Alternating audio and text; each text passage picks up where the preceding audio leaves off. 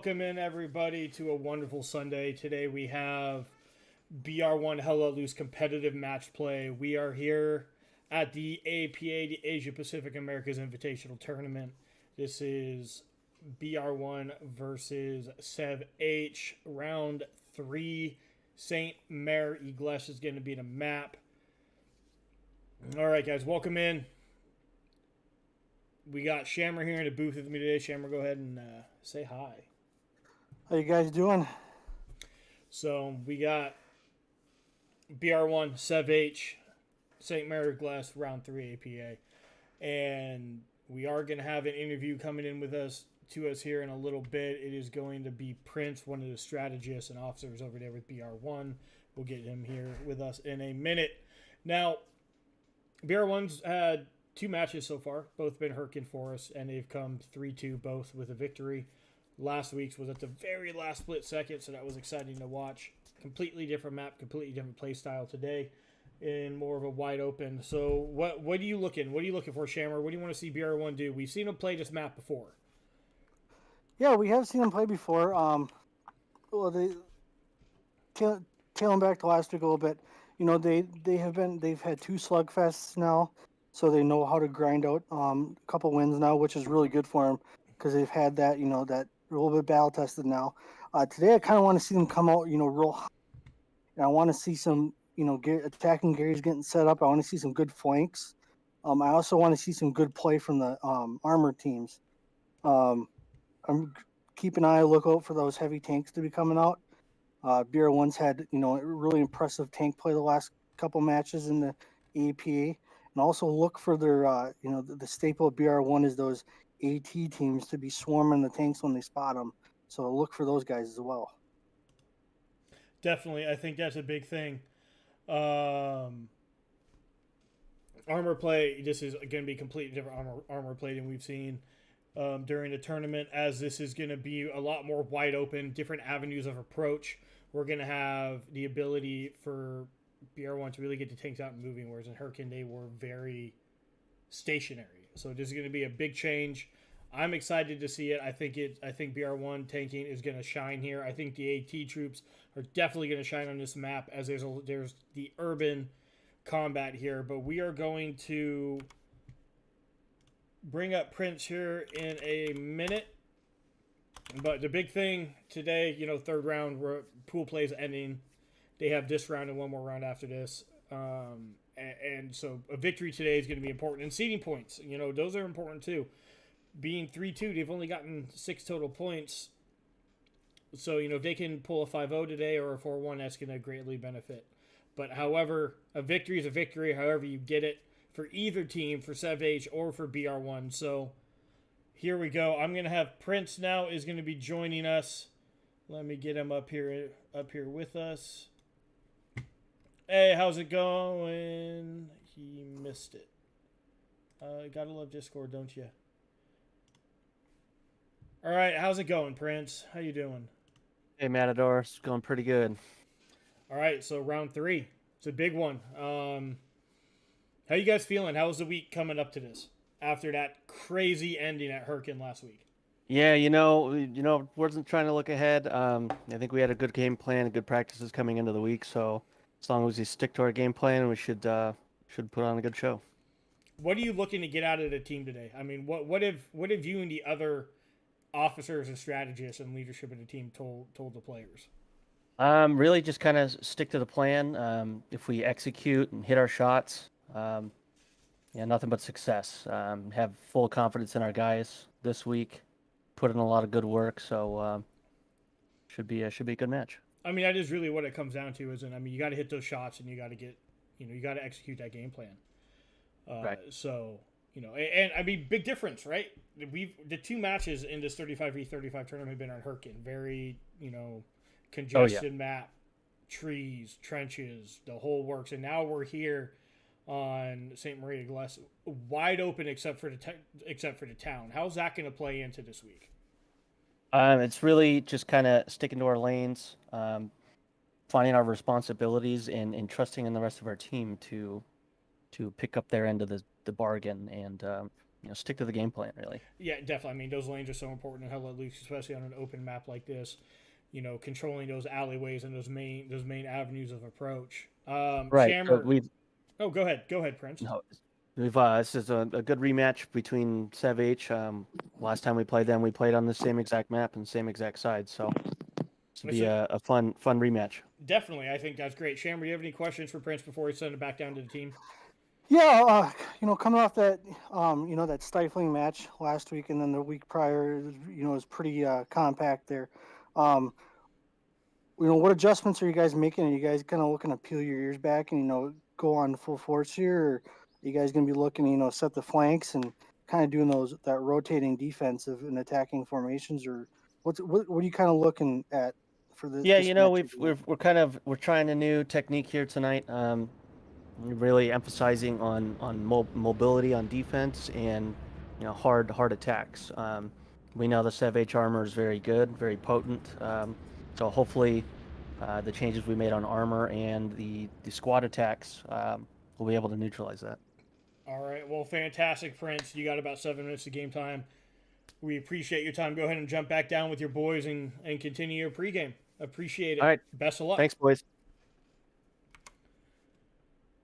All right, so there we heard from Prince, one of the main strategists here for BR1 and one of the squad leaders, and I'm sure we'll see him all over the map today. Brought up a couple interesting points that I want to dissect here. Armor play. As he said, the SEVH armor is very effective. We saw that, I think it was about 2 months ago when we had him on this map previous. I think that was a 30v30. Very, very potent, very aggressive, and very skilled. So these AT troopers for BR1 are really going to have to come out today and really just get out there, get those tubes, get those rockets on target, and negate that advantage that SEVH has. Going to the idea of a very flexible mobile defense, I think that's something that BR1 hasn't really had on Herkin. Yeah, we saw some flank squads and a flex squad here and there and everyone moving back to point we needed. But I think creating and training mobility and flexibility on a defensive unit, especially in an open map like this where an attack can come from any vector, is going to be very important.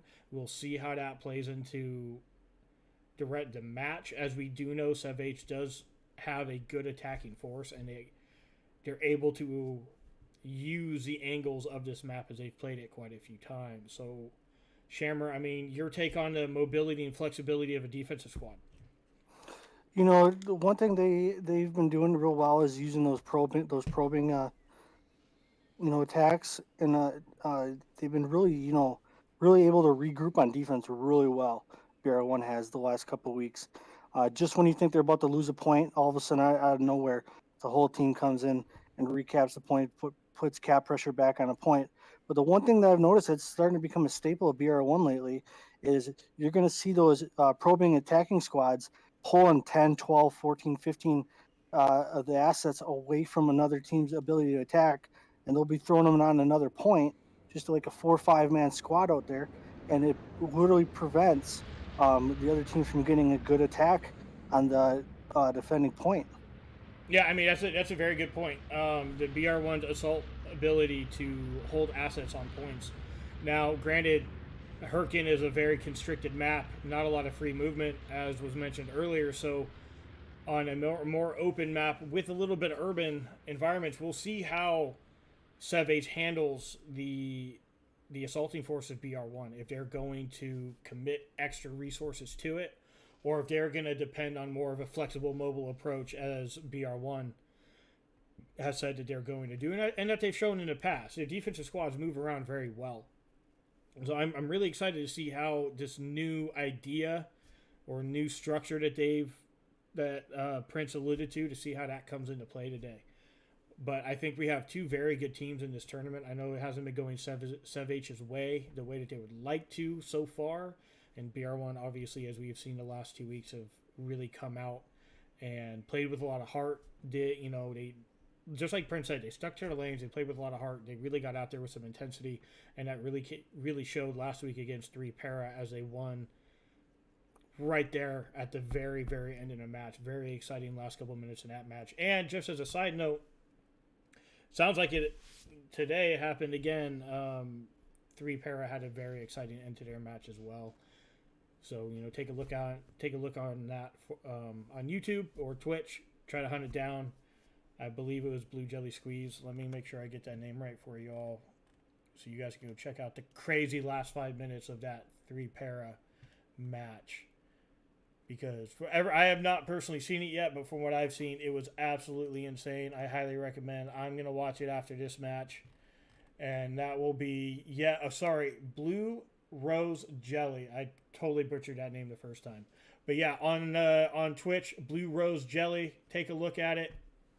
That was a streamer and a caster for that match. You'll get a great last 5 minutes. Blue Rose, I apologize for the butchering of your name to begin with. All right, so let's go into my favorite segment here, keys to the game. I think the 3 keys, this goes for both teams, is SEVH and BR1 both have to have a very flexible and mobile defense to respond to threats coming from multiple vectors. I think armor play is going to come in huge on this, depending on how BR1 and SEVH's armor engage each other and engage the infantry. I think that's going to make a huge difference. And my third key to the game is going to just be pure, unadulterated aggression at the point. Getting those assault squads out there, pushing relentlessly from multiple vectors to capture those points. I think for both teams, those are going to be the 3 keys to the game. Shammer, what are yours? I'm gonna say the BR1's probing offense. If they're gonna have success today, they're gonna have to pull the same tactic they had on Hurtgen the last 2 weeks, pulling assets away from the defending spots. I believe SEVH might try something similar as well. So we're going to see how their probing units do, if they're able to pull assets away and keep their points relatively defended, and inhibit the ability for a full-on attack. I'm looking for AT play today. We're going to see what the guys on the sticks can do. The armor play is going to be heavy, and you're going to look for armor on armor contact today. It's going to be a little more free roam of a map. So look for the AT to be sneak up and swarming, and then on top of that, look for the flanks. We're going to see if anybody has a flank that falls, look for them to take advantage of it and see if they can rotate and get behind the opposing team. Yeah, I think those are huge keys to the game as well, and we'll see how it falls out. So yeah, I mean, big keys to the game: mobility and again armor play. I think you definitely touched on the mobility part. So we will see how each team reacts to that. So we are just waiting now for teams to join in. We are sitting at 35-31. SEVH is waiting on a couple bodies, it looks like, to get in there, but we're getting close to a map flip, everybody. Here we go, third round, APA Invitational Tournament pool play. We are getting ready for BR1 to come on out here in SEVH. Stick with us while we wait for this map flip. But as we were saying, it's going to be a very open map today. I think we're going to see a lot more flanking from assault squads. It's going to depend on where these points lie.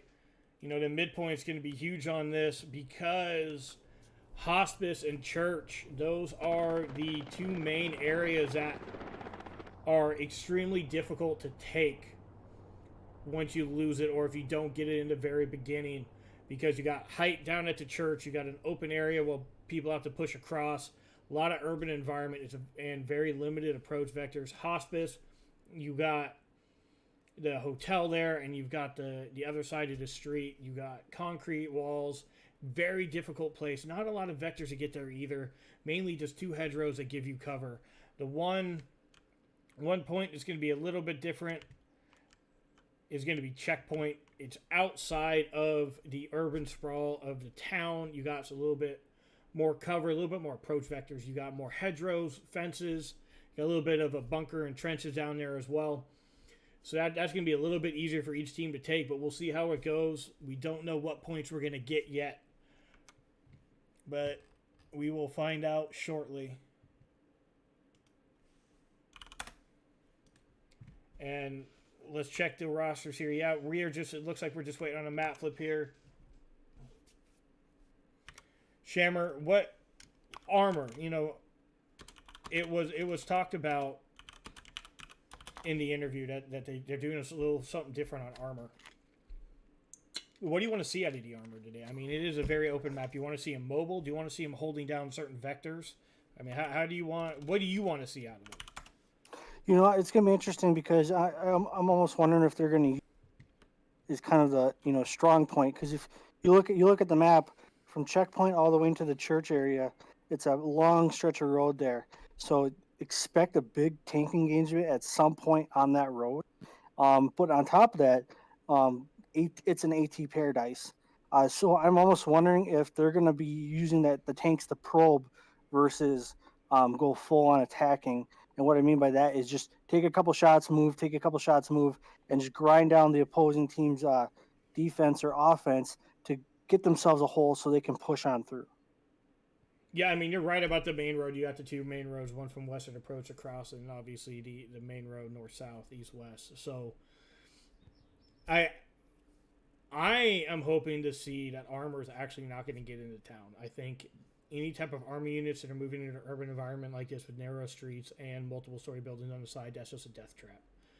I think we're going to see a lot more, especially on these midpoints when it's out in the open or in these condensed areas. I think we're going to see a lot more armor play out on the flanks in that open area, using hedgerows to mask movement and using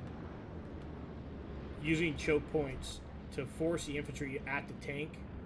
Basically, I think that could be a really smart move for both sides. Have those armor units watching the important vectors of approach and using those two machine guns to really wreak havoc as teams are going to be forced into choke points. But we will see. It's going to be very interesting. BR1 coming out with a new armor strategy, and SEVH with a very effective armor core and armor group. I do think a lot of it is going to come down to the infantry play today, though. I feel that this map, especially on 2 of the 3 midpoints, really negates what the armor can do. And having to use armor crossing open fields, even with some hedgerows as cover, is still going to be very difficult because you're going to be at risk of being exposed and destroyed by those AT troopers on both sides. So we will see how each team decides to do it. It sounds like, talking to one of the captains for BR1, we are waiting on some SEVH players to get into the server. We should almost be there. BR1 is in with their 35. It looks like we're waiting on 3 SEVH players. Should be any time now, everybody. And for everyone who is here, thanks for tuning in. Don't forget, we do post-scriptum realism events as well, and some casual events. Those will be coming down the pipe. Keep checking in the BR1 Discord for events that are coming up on the schedule. Keep an eye on the channel. Go ahead and give us a subscribe so that way you can be notified anytime that we go live. And, so you can get in here and you can see what we're doing. Get in here, have a good time, watch some good gameplay, watch some good teams as they go at it. We're going to continue doing scrims after the APA tournament, getting ready for other tournaments. So we will be having quite a bit of Hell Let Loose and post-scriptum content coming up for you. Now, I do want to touch on one of our corporate partnerships that we have here at BR1, W Energy. If you are someone who needs a little bit kick in the morning, but you're not a big coffee person, you've been drinking Red Bulls and Monsters, but you get some jitters, check out w.gg, use BR1, coupon code at checkout. It'll get you 10% off. They have tester package with multiple flavors. You can get a shaker bottle as well.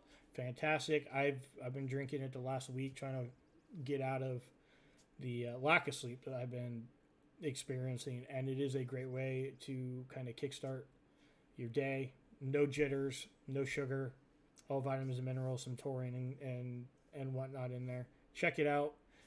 BR1 code at checkout. Anyways, as we sit here waiting, APA tournament, I'll do a quick breakdown for those this is your first time watching. It's a 35v35 tournament. Everything goes. There are no restrictions on commander assets, armor assets, kits, anything like that. 35v35 straight up. The other thing, too, is it starts with pool play. 5 teams per pool. This is a 10-team tournament. So you play 4 teams in the pool, and depending on your record at the end of that, you'll be seeded into the semifinals if you make it, if you're in the top 2. And then the winners of the semis from each pool will then go to the championship.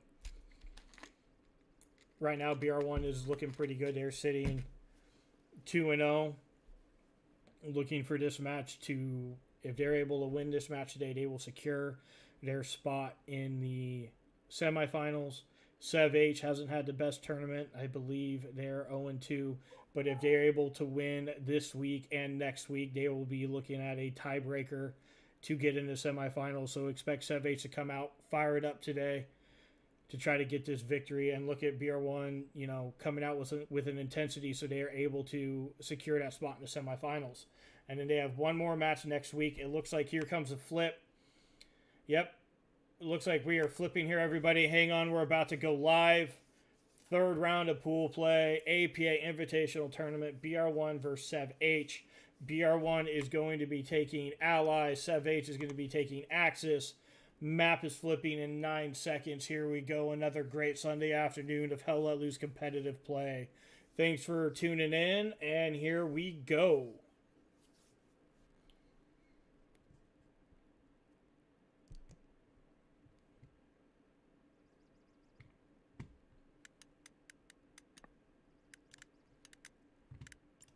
All right, everybody. As we can see on the screen right now, we're looking at Sainte-Mère-Église is going to be that midpoint. That is that central church that I was talking about. Then we have on the BR1 side for defense, Les Vergers. I can't speak French, so I butchered that. Artillery battery, and then Route de Harass and Volaville for SEVH to defend. Looks like we're hanging out on the top side of the map today. That's going to be great. Going to open up the south to quite a few large flanking movements. So we will definitely be keeping an eye on that. I am going to get in here, get in Flycam, give you a visual outlook of the map so you guys can see what BR1 and SEVH are going to be fighting for there in the middle. As we get going here. All right, everybody. As we go, this is what we were talking about. Very open ground, as you can see, with hedgerows everywhere. You do have the cemetery, which can be a huge defensive point. If BR1 loses a church, they could set up a nice defense right there as the SEVH would be pushing through the other direction. But this is the midpoint right here, Sainte-Mère-Église. It is that church. As you can see, there's that height advantage right there in that church tower for whoever can get there first, with the open ground around it as well. It's a very hard position there to take once you have lost it, as it is pretty easily defended. You can dig in and push out to buildings that are surrounding it to give yourself a good position. As we zoom in here, here's the main crossroads. That's going to be a huge pinch point for any type of armor or vehicles that come in. But as you can see, I mean, a lot of these buildings you can get into around the sides here, which are going to give you a huge advantage for AT troops if you're holding the position. As we look at the approach for SEVH, they're going to be coming this way here from the west. All three of their spawn points, as you can see, have nice clear roads right to that intersection, right where I'm zoomed in, right outside of town, to push right down that main causeway. They also have the northern approach that they can take, and the southern approach through checkpoint. We'll see which way they decide to go. And let's flip on around and look at BR1's approach. Not as smooth as you can see. Just only 2 of their main roads are cutting in there. As we can see, BR1 in the distance there prepping for the map warm-up to finish here in 15 seconds. But that's going to push them in right here to the back of the church. Main road right here up to the north to push in if they need to take a north. And the southerly route is not as direct. That's a little bit more difficult for them to get there. Here we go. Match is now live. BR1 versus SEVH, APA Invitational, third round. We will see who gets here first, as we are looking here in the distance. Right there in the middle of the screen, you can see SEVH trucks already pushing their way. Almost at that intersection I was talking about, where all three kind of push together. As we turn around and see where BR1 is at, as you can see, we got 1, 2, 3 trucks right there as they're pushing. You got a supply truck and 2 troop transports as BR1 is moving quickly to get the point. We will see who wins the initial race to the point, as SEVH troop trucks are hitting town now, just as BR1 is hitting town as well on that easterly approach. Sounds like artillery is going to start hitting as well here anytime. Looks like BR1 has started cap. They do have cap pressures. We see a huge drop right there of a couple of BR1 squads. And there's another one right there on the southern side of the church as we see SEVH hitting these buildings right below us. Pushing in as we see one truck pushing directly into the point. It looks like that truck has a rocket trooper on top who did get hit. That truck is now down as we see SEVH come in with rockets left and right trying to displace any type of BR1 infantry. As we can see BR1 just spreading throughout, doing a great job of spreading out. SEVH has a more poignant attack. As you can see, using that main crossroad. They do have those bodies up there to the north, however. We will see how that works out for them as they have to now push into the village. As we see BR1's defense doing a great job of spreading out along this main road. Great job by BR1 defense, honestly, and their assault forces to get onto these positions and do a really good job spreading out and creating a defensive front that SEVH is now going to have to fight through, as BR1 is about 2/3 of the way through with their cap. As we can see here on the north side, SEVH is pushing in, trying to get a foothold. As we see Beta down there taking out one BR1 member, and Lucius as well coming to get up against former tree herder and Blood using that little courtyard to their advantage. Beta takes out another BR1 member, but he is taken out as well. As we can see, this northern part is going to be a huge fight as SEVH is trying to force their way through into that little collection of buildings. As we do see SEVH armor takes its first hit as it's trying to push on the point. That is going to be a Panther, everybody. That is one of their heavy armor assets as it takes yet another hit. BR1 gets the cap.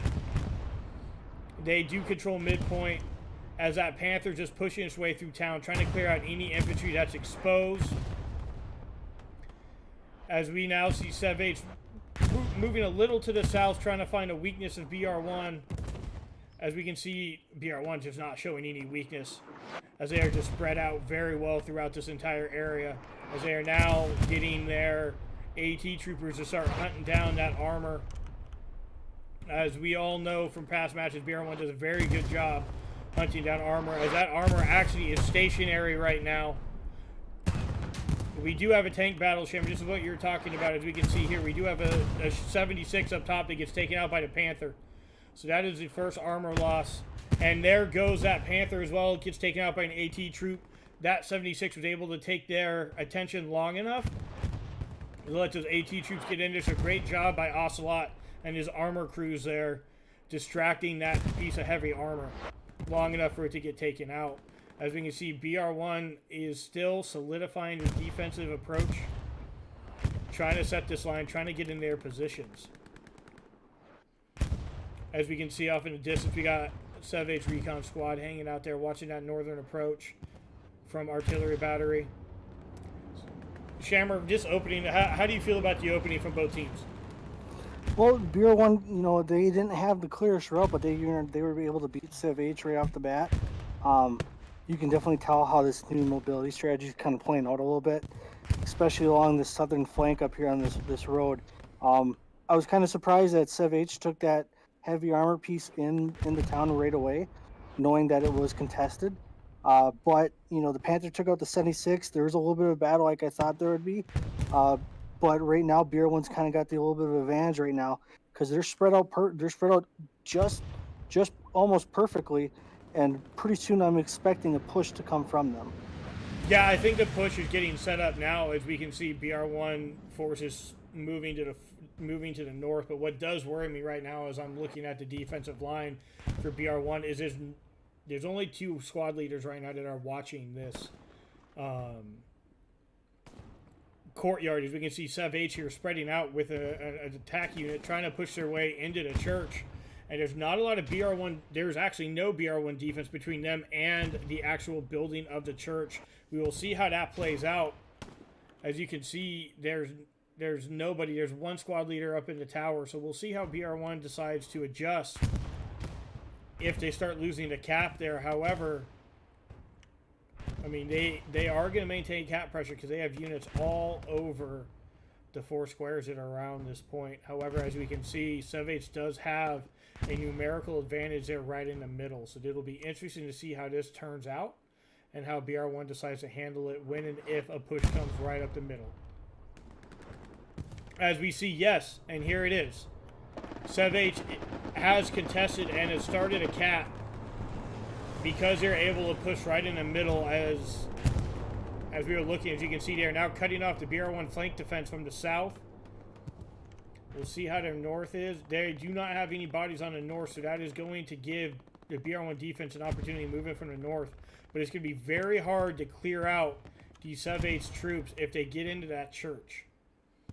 So maybe a little misstep for BR1 defense, or maybe they're okay with leaving the middle open and just responding with that flexibility they were talking about.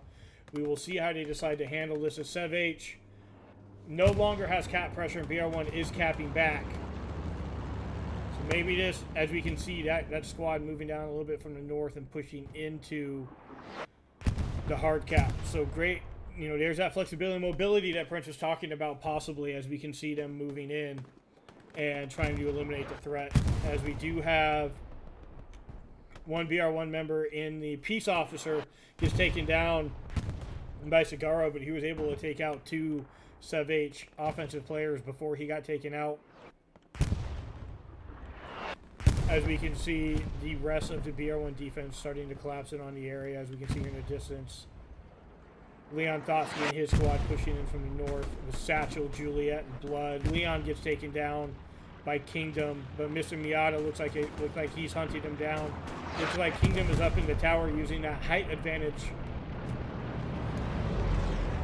to spot BR1 members and try to get those locations to the rest of the attacking forces, as BR1 is still solidly holding the midpoint. We're going to take a quick movement up here to the north as we have SEVH armor moving in, looking like they're going to try to get behind and come at Sainte-Mère-Église from the rear, as they do have that Panther out again, as we can see, pushing down. That's going to be very interesting to see how that develops, as we do have a bombing run coming in, taking out a few BR1 defenders over here at Sainte-Mère-Église, as we can see another truck unload of SEVH attackers, and they are maintaining cap pressure. They are capping the point right now, as we do have a piece of BR1 armor here protecting a flank with Ocelot, Jerbear, and Thick Cup Bacon doing what they can to hold that flank down. However, there's going to be a little bit more infantry need to get in to this hard cap, as BR1 is now contesting. They are still losing, though. They're going to have to get in and do something, as we see that Panther sitting back there going to provide some support if they can get moving. SEVH is about a third of the way capped on Sainte-Mère-Église, as BR1 is struggling to get into the middle here and take the church back, take that hard cap. That middle of their defense, I think, is what's causing this issue. They did not have a solid middle, and they're about halfway done with this cap in SEVH's favor. So thoughts on that, Shamra? I mean, the fact that that middle was open, and now we're seeing SEVH half capped on midpoint already. Well, I'm thinking that they might have, outstretched themselves a little bit, because, if you look up towards the north, there is a unit pushing up there, but it's not attracting any forces right now. And right now in the middle, they are numerically outnumbered, and they got some guys pushing in the back, but I don't know if they had time to, get a garrison set up nearby for an emergency rescue at that point yet or not, but they got to get some guys in there, because once that church gets populated. Yep, and there was a huge spawn right there in the church off of, I believe that's going to be a Gary for SEVH, right in the middle of the church. A very hard position to clear out and take that Gary, as SEVH is maintaining cap pressure, and they almost have the midpoint capped, as we see BR1 struggling to get in here and take this point. As we do have a large spawn there in the back. It's not going to be enough. SEVH is going to take the cap. However, BR1 is well positioned right now to push in and try to take it, as we see that. I believe that was the Panther, as that's the BR-176 is able to take out the Panther that was moving on artillery battery.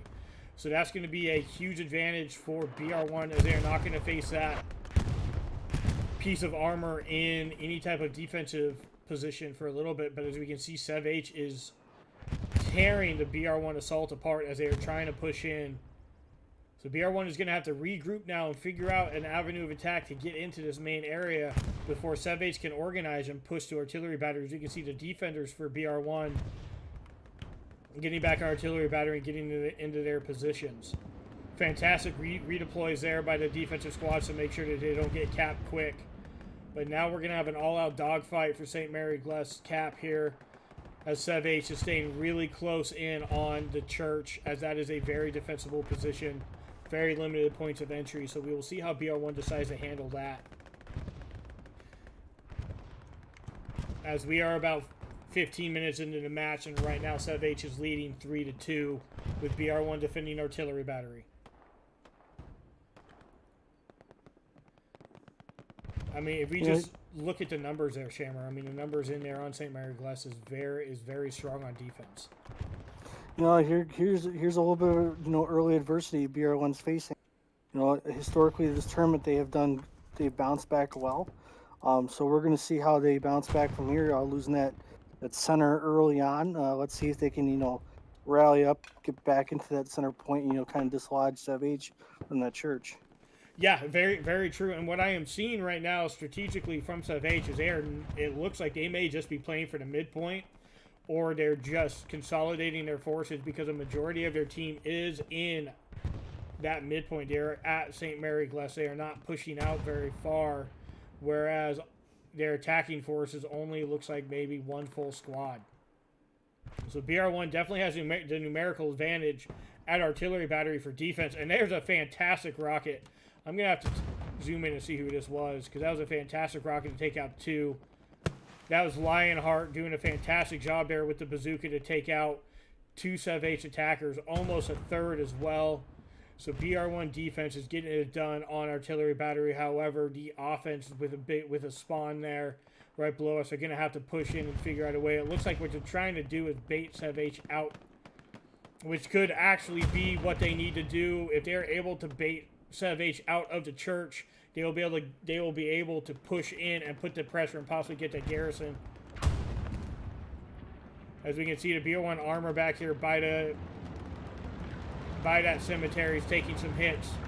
It is on fire. Looks like they're trying to get that thing repaired, as it is holding down that very important flank. As we can see, the BR1 attackers not going directly for the church.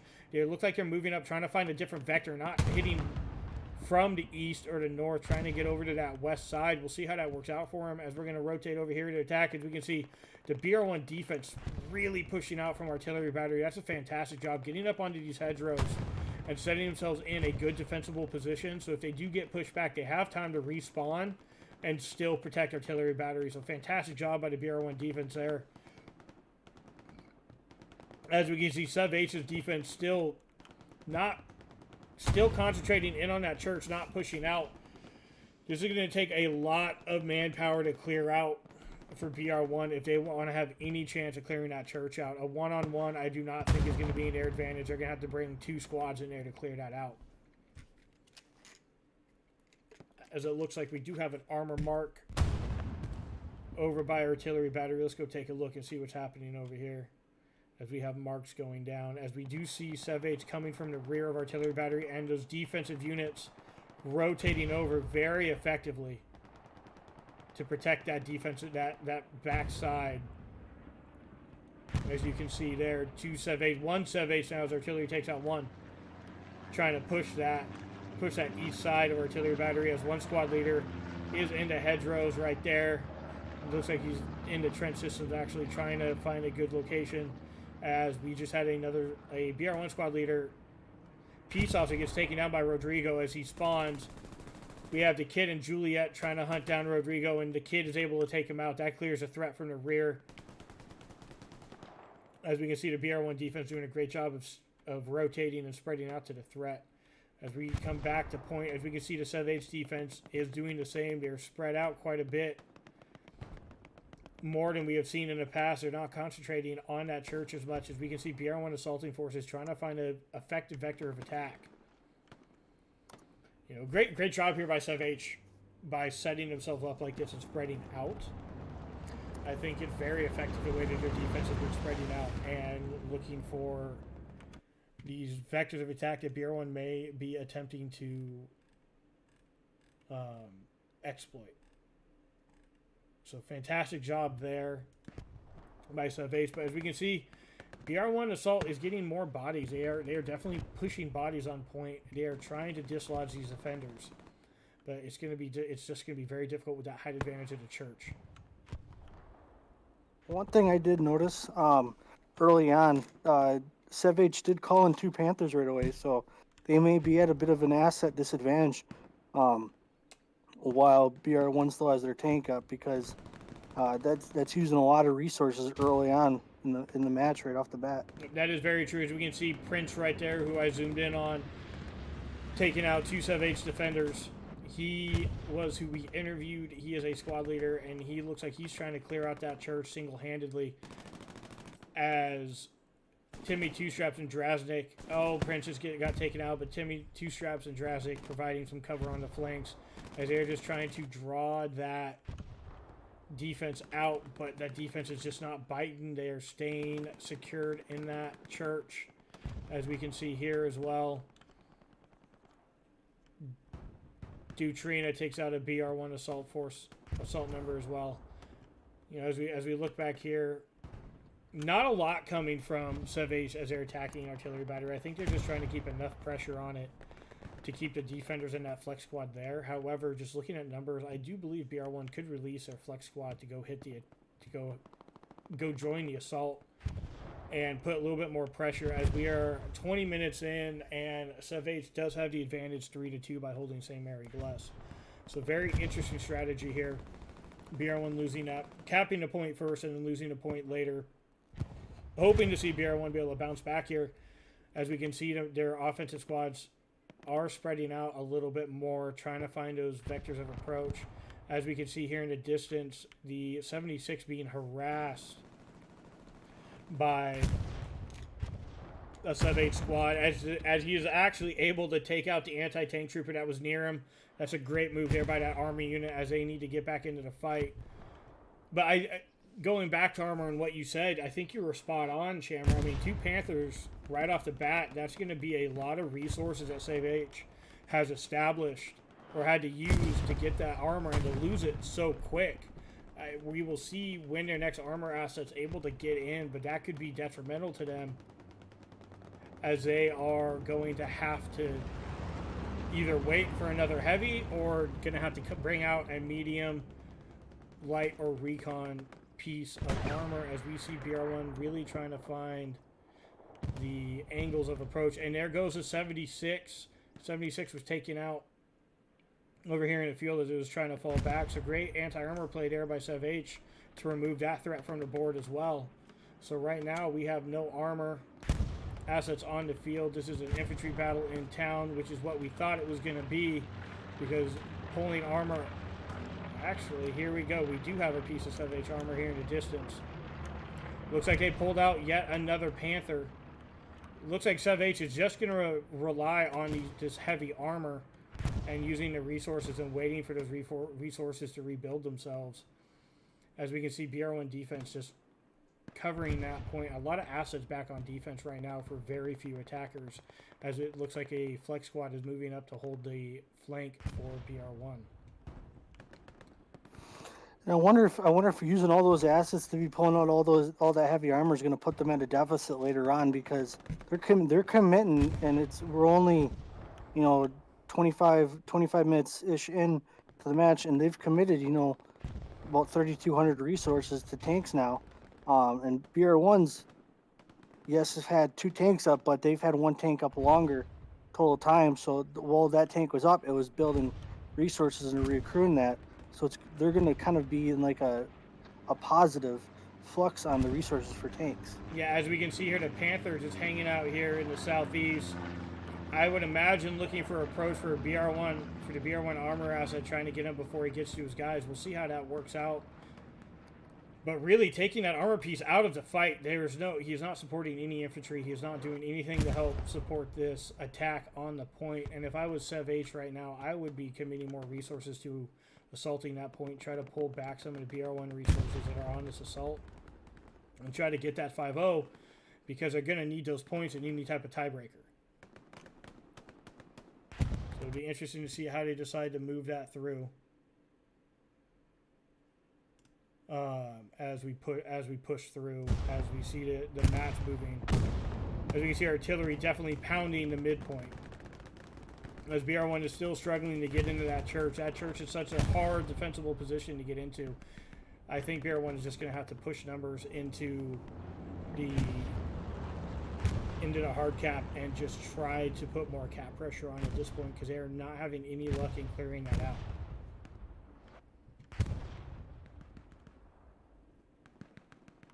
As there we see that Panther there hiding in the bushes. He's got to be waiting for BR1 armor to spawn from that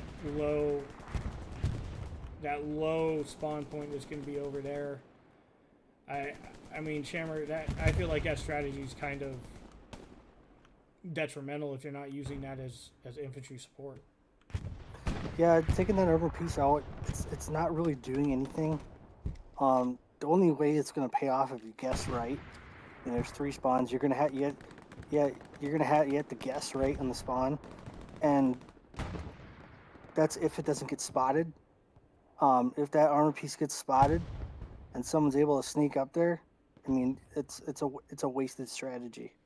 Yeah, as we can see here, BR1 making some headway on the northern approach, trying to get into the church, trying to get some cap pressure on here. We're almost 30 minutes in.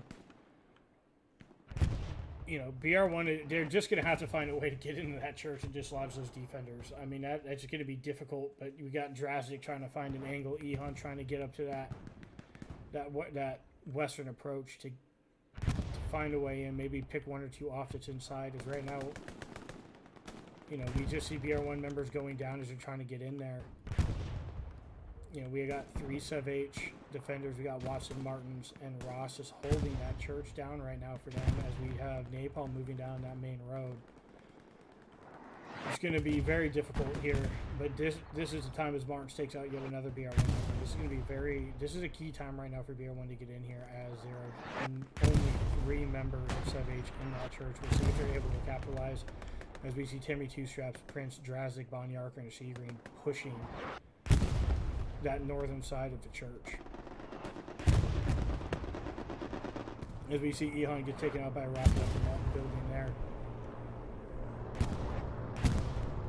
As we do see back here, BR1 defense has thinned out, and SEVH is having a little bit of an infantry push off of after a long flank.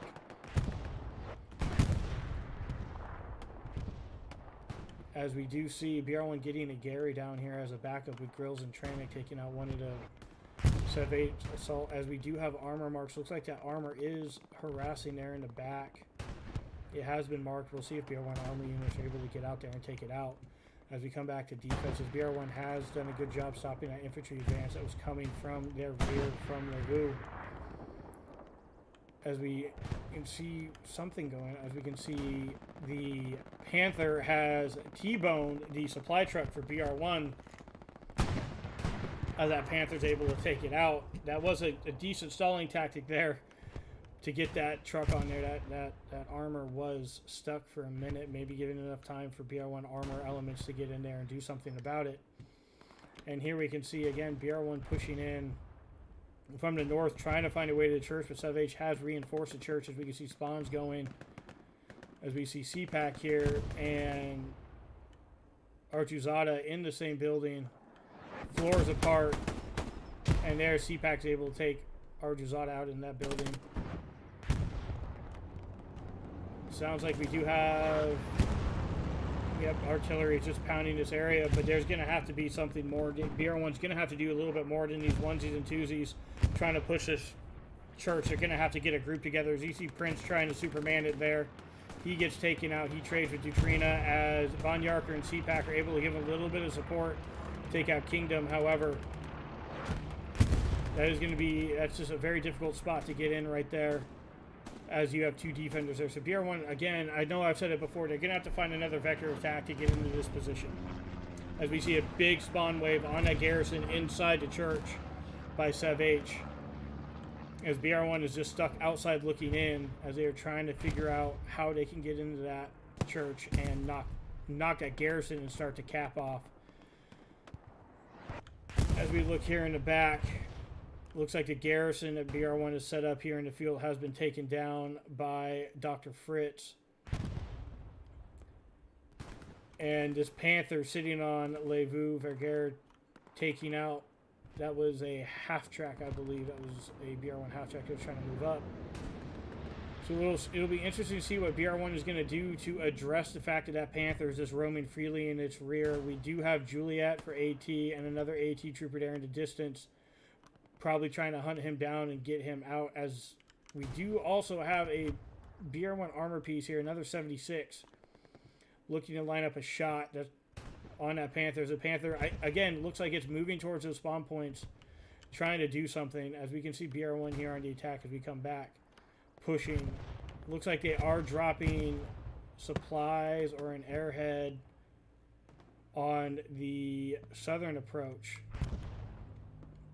right below me here. We'll see if that works out for them, if they're able to get a good spawn there and push it from a different attack vector. There are no SEVH team members in that area, so that could be relatively unmolested.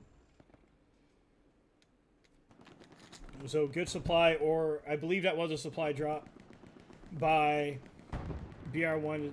They're just going to have to get somebody over there to build that Gary. As we can see, BR1 has a numerical advantage here at the midpoint. However, because SEVH is concentrating in on that hard cap, they are maintaining the cap.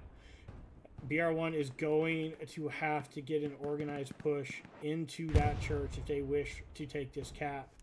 As we can see, there is one team here harassing the flank of BR1. As we can see, more supplies coming down for the Axis team for SEVH here on the church. As we see, BR1 is starting to group up. It looks like they might be preparing for an attack into the church, trying to draw SEVH out. We will see what happens as artillery marks are going down. As SEVH is launching flares, trying to detect if there's going to be any movement from BR1 from that southern approach. But BR1 is doing what they can to take out this numerical advantage. But as we can see here to the north, SEVH has established a defensive northern flank there to prevent anything coming down that road. Great job by SEVH to spread their defense out a little bit. We'll see what happens if BR1 is able to start a cap, if that northern flank is going to collapse. As we see two BR1 members here get taken out, with an OP getting taken out as well by Napalm and Rodrigo for SEVH.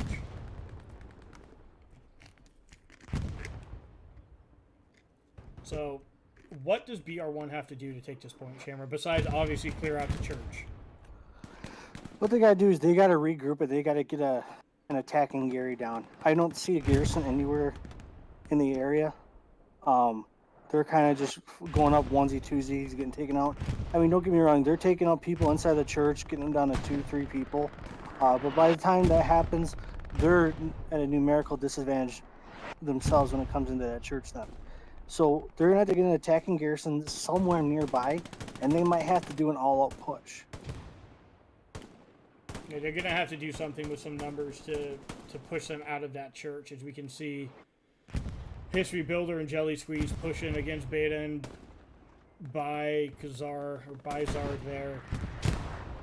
As we see Prince and Ehan with Mickey moving their way up into the village. It looks like BR1 is starting to commit more assets to this push.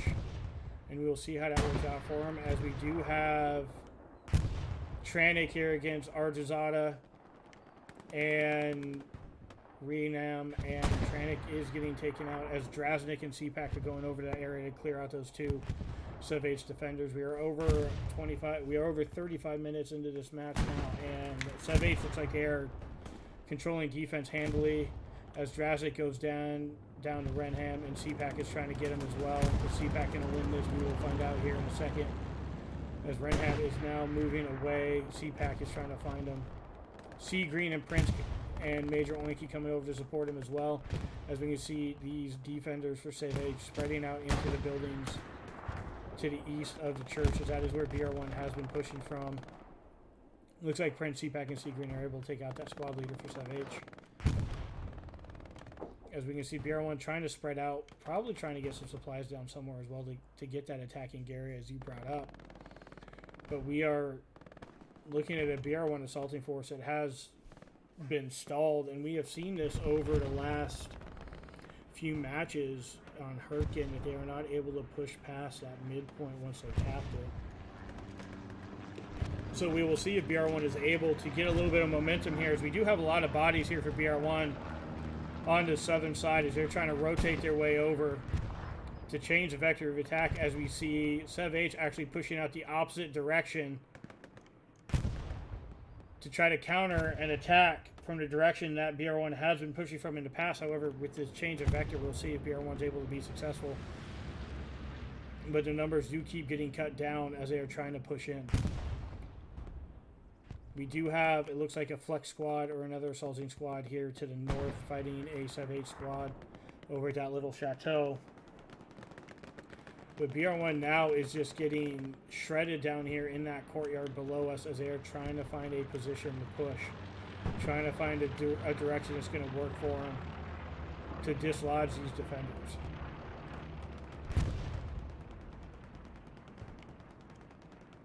I mean, solid defense by SEVH. This has been very impressive, the way that they've held this church and the way that they've been moving around, being mobile, being flexible.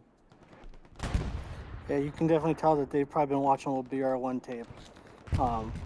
They're basically pulling, the 3-2 strategy on BR1 right now. The BR1's, been classic for this whole tournament.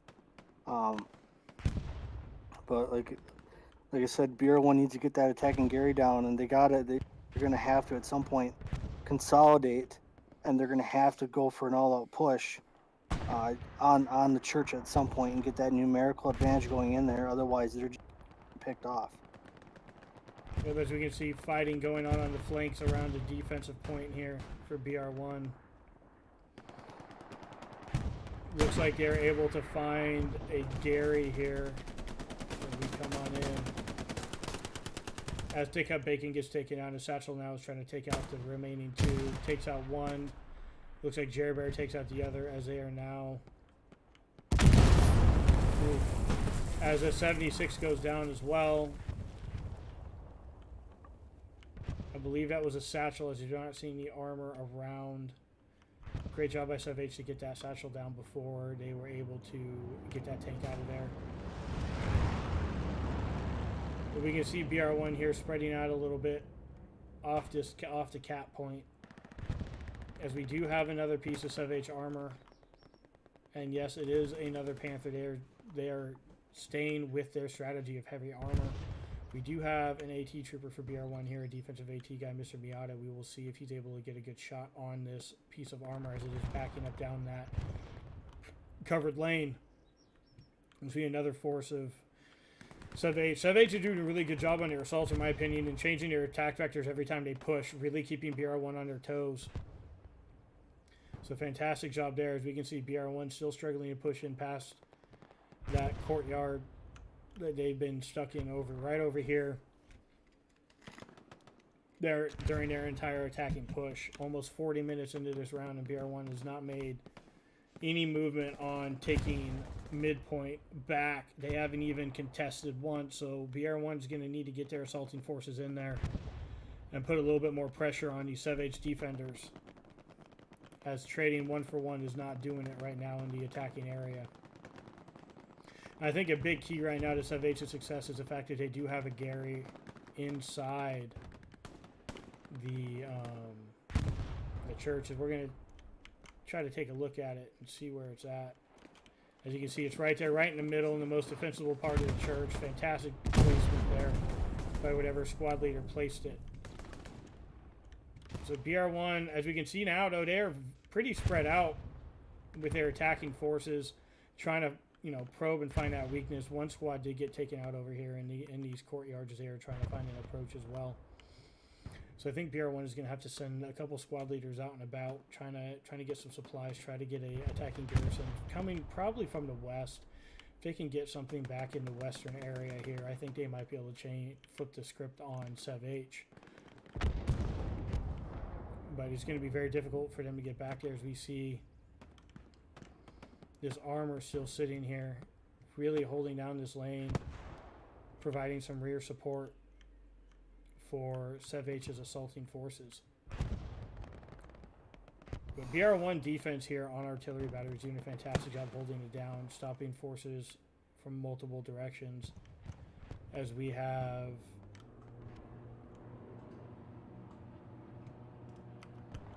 an attack,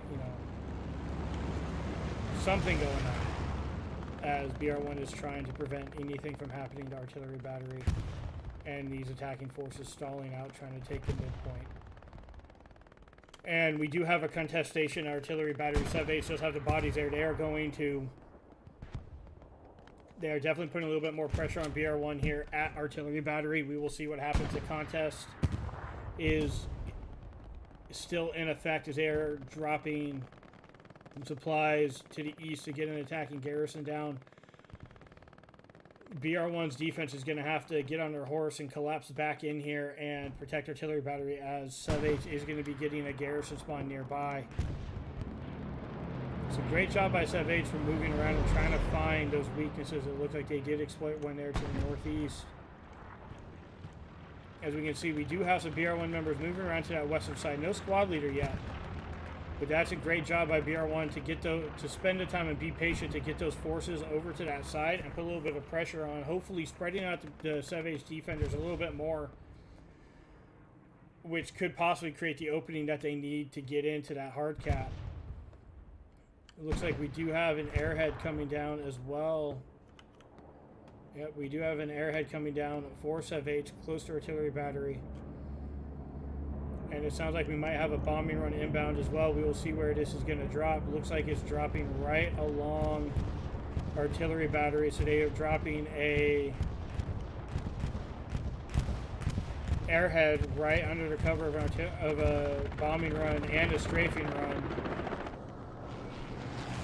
However, it looks like BR1 is going to be able to get to that airhead right there and hopefully take it out. We will see what happens, as they are definitely marking it.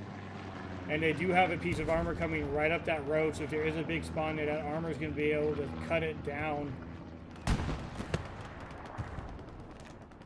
As there was that big spawn right when I panned back, and the armor able to hit it with one shell and take it out, as now infantry is moving in to get that airhead.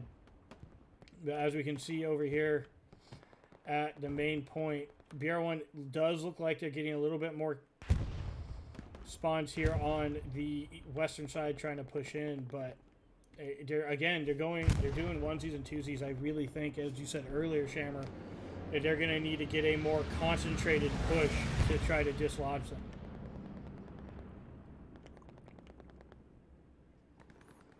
Yeah, SEVH, what they've been doing is they've been pulling the same trick that BR1 has been pulling the last 2 weeks. Just throwing just enough guys up at the attacking point to pull assets away from that concentrated attack, and not allow BR1 to get something set. And it's been working. I mean, every now and then, like I keep saying, they'll pick off 1-2 inside the church, get their numbers down to 3-4, but then they spawn right back on the garrison and get those numbers back up to 7, 8, 9, 10 again. As we can see, Satchel trying to do something here, clearing out defenders slowly but surely, but he gets taken out because he is all alone. There's no support there for him, as he was doing a good job clearing out. And here we have a squad leader. We got Seagreen and Oinky trying to move their way in, but again, there's Seagreen moving alone, Oinky trying to get an overwatch position. However, they need to get more than one body trying to clear these guys out.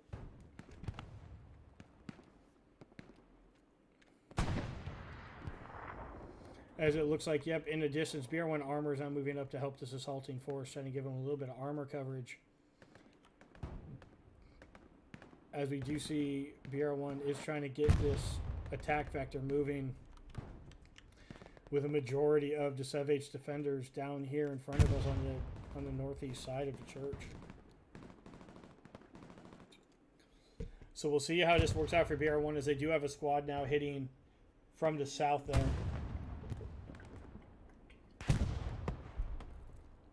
And we'll see if they're able to dislodge anything there. It'll be interesting. I mean, still pretty individualistic play down here, but the squad does seem to be pushing in as a group. And they are thinning out these defenders a little bit more than they have in the past. As we can see, Sea Green squad with Satchel, Hawkman, Miata. Sea Green just got taken out by artillery, but as they're trying to push in, trying to find the angle, and there goes Mr. Miata getting hit as well.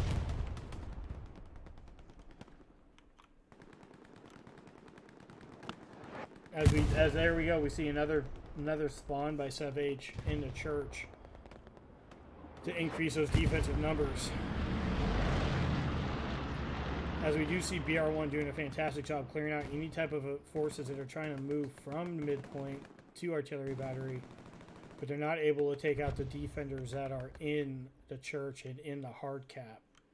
So BR1 is going to have to do something a little different here if they're hoping to come away with a win.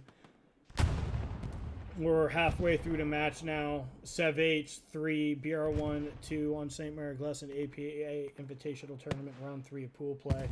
As we can see, BR1 Armor taking some hits there from SEVH anti-armor.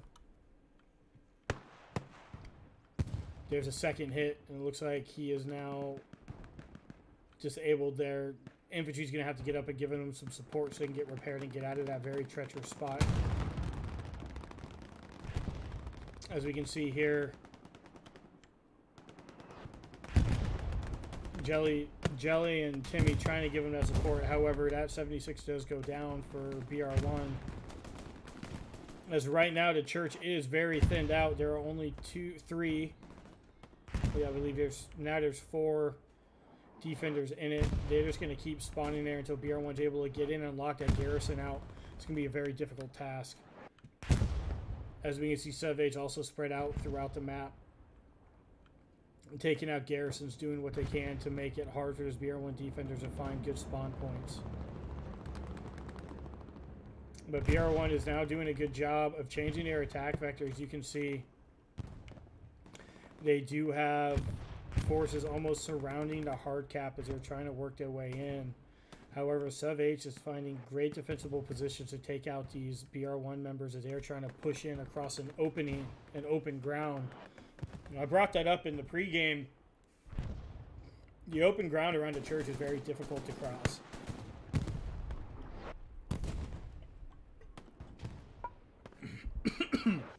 It's very difficult to get troops in there because it is open ground, and you do have these 2- and 3-story buildings surrounding this plaza. As we can see, CPAC going in there, taking out 2. Looks like he might be on to Gary, actually. And CPAC gets taken out by Watson or Mary. But that was a great job by CPAC to work his way in there. BR1 just needs to follow that up. Going in one at a time is not going to do it. You're not going to be able to give your guy any type of support when you move in there alone without the rest of your squad. I believe if you had 1 or 2 more bodies on that, he might have been able to take that garrison down. But BR1 now knows exactly where that garrison is. They're going to be able to strategize a little bit better and push in the right direction. But we will see what happens as BR1 forces here are bogged down on this eastern approach that they've been trying to push the entire time. But we can also see quite a few over here on the southern approach working their way through the buildings, through those alleyways, trying to find a approach to put a lot of pressure on that, as we do have BR1 supplies dropping there to the west as well.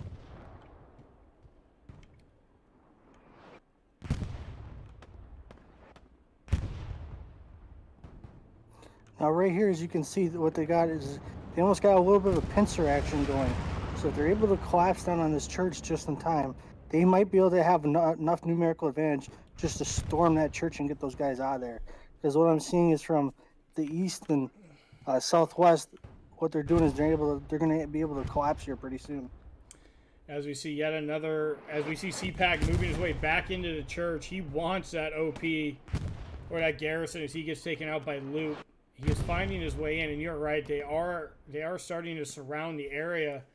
However, what I have been seeing is ones and twos of SEVH are taking out threes and fours of BR1 as they're trying to push in, and that advantage is not going to help. You're going to have to win those individual gun battles if you're wanting to push in and capture that point. As we see here, another squad leader, as we see Sea Green pushing in, taking out one. Looks like he's going to try to find Loop here and take him out, try to get to that Gary. We'll see if he's going to be successful. Loop is probably watching that door that Sea Green's going to try to get in. As Sea Green's trying to work his way in. Yep, Loop takes him out right there as he knows those avenues of approach. So BR1 did just have a second of cap pressure. They are starting to get the numerical advantage, which is what they need. But they're going to have to push in with a larger number of bodies. They do have it contested now as BR1 is starting to cap Sainte-Mère-Église. This pincer movement surrounding and just choking out the defenders does look like it is starting to pay off for BR1, the patience that they've shown as they are trying to work their way into the Churchill to take out that Gary. As we see Lionheart taking out one. Ehan trying to find Ross, and there's two SEVH members left in the church as Lionheart goes down for BR1. Ross is the last one in. CPAT goes down as well. BR1 is still maintaining cap pressure at about the quarter away cap as Hawkman is trying to find Ross and take him out so he's going to be able, so he can get that Gary down. We'll see what happens. The rest of BR1 here, Thotsky, Blood, need to push in there, need to give some support, and there goes a bombing run as well to clear out some SEVH defenders. It looks like the church is now empty as we have shells just hammering it. As BR1 is about halfway capped of the point, it looks like they do have the numerical advantage. They are maintaining it as they are staying spread out to maintain that cap pressure. They are not centralizing themselves on the hard cap. That way they're not going to be taken out by one or two good plays by the other team. Fantastic job by BR1 by just being persistent and keeping that pressure on. We'll see how SEVH responds as BR1 is 2/3 of the way capped, just under 40 minutes left in the match. Looks like BR1 is going to get this cap as we can just see BR1 members everywhere as we now see another piece of heavy armor for SEVH trying to move in and give his infantry some support as we have the Sherman 76, the BR1 heavy armor, angling to find a shot on him as BR1 almost has his capped. They're over 3/4 of the way capped. We will see how they respond to this, see how they get, if they have any Garys. Let's take a look on the map. They don't have anything in place yet. They do have a half track, however, that they may be able to move. As BR1 does get to cap on Sainte-Mère-Église, now it is time for BR1 to see if they're going to be able to push up and take Ruta Hara, see if they have the momentum, if they're able to maintain it. However, they are going to have to set up a solid defensible point as SEVH has taken this point once before because BR1 did have their middle open and they were able to get a squad through. As we see that Panther trying to angle for a shot. As we do see is that the 76 there? No, that is a truck. I am blind. As BR1 looks like they're trying to solidify their position. Get some OPs, get some Garys down. As that armor is getting marked. And here comes some supplies for BR1. Just passed right in front of the screen. As now BR1 has that armor to deal with as well as an infantry assault coming from the west, pushing down those alleyways and that main road. BR1 defense is going to have to get up here really quick and solidify themselves so they do not lose this point again, as it took them 25-30 minutes at a minimum to take it back last time.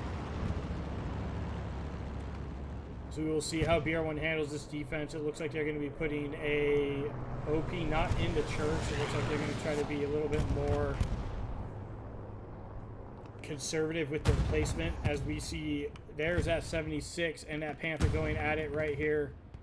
We'll see if Ocelot's crew is going to be able to get the kill, as that Panther is rather damaged. We'll see how this turns out here for Ocelot and his armor crew, who've been doing a heck of a job countering this fantastic armor unit of SEVH, as we do see a large contingent of SEVH pushing their way into this church. They do want it back. That has been their strategy in the past, is just to push into the church and get as many bodies in there as possible. We'll see if BR1's able to counter that, as it does look like a crew member there has gotten out. They are getting out to try to repair that heavy tank, as another hit from the 76 goes, as we do see two anti-armor troops coming up from the rear to 76 trying to get shots on it. They do get 2 shots. One is taken out. We'll see if Von Yarker is going to be able to take him out. Yeah, he takes out that last AT troop before they're able to take out that 76, but that 76 is damaged. That is going to need to get repaired, as here we go. Just muzzle and muzzle. We will see who wins this. This is very close right here. That is every tanker's nightmare, to be muzzle and muzzle, as the Panther is able to penetrate that 76 and take him down. However, that Panther is very, very damaged, and if Bond is able to find a way around, as we see Leipzig's trying to prevent anything from happening. Leipzig takes out Thick Cut Bacon. Ocelot is trying to do what he can, as BR1 is just going to swarm that piece of armor, as Leipzig also takes out Ocelot. BR1 was also able to stop that push from the west from SEVH. They are holding down this position very well, as the BR1 OP garrison was in this area. It looks like it might have been taken out. Yes, it has not been taken out. It is hiding a little bit further down this way. Great job by BR1 to put that in a little bit of a difficult spot to find. As we see BR1 assaulting forces trying to find a way up to Ruta Harass. We got 35 minutes left. We're almost 2/3 done with this match, and BR1 is leading 3-2.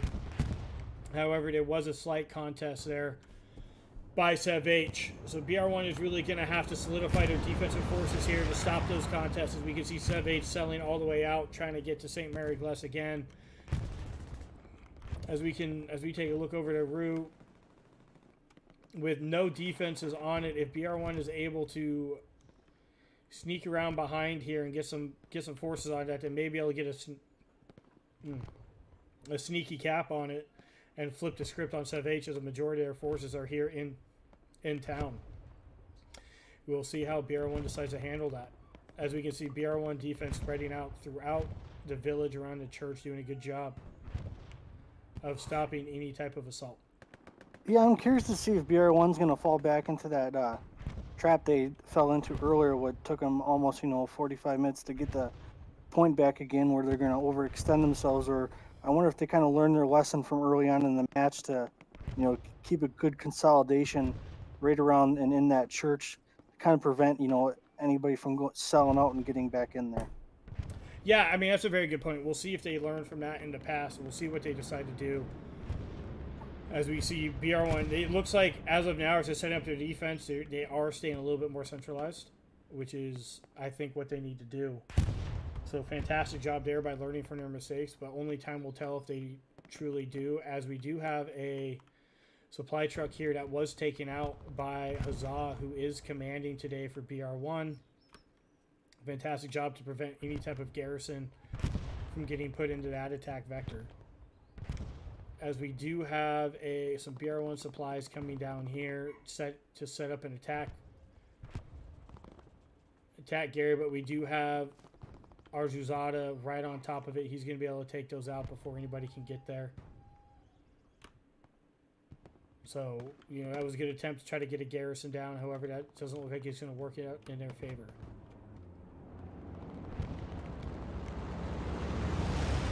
With 30 minutes left. BR1 looks like they are concentrating the majority of their forces here. It does look like a SEVH squad leader was able to get into the church, though. As you can see, that middle is open. They have both flanks covered, but that middle is still just wide open for SEVH to push bodies through. We'll see if BR1 tries to close that gap or not.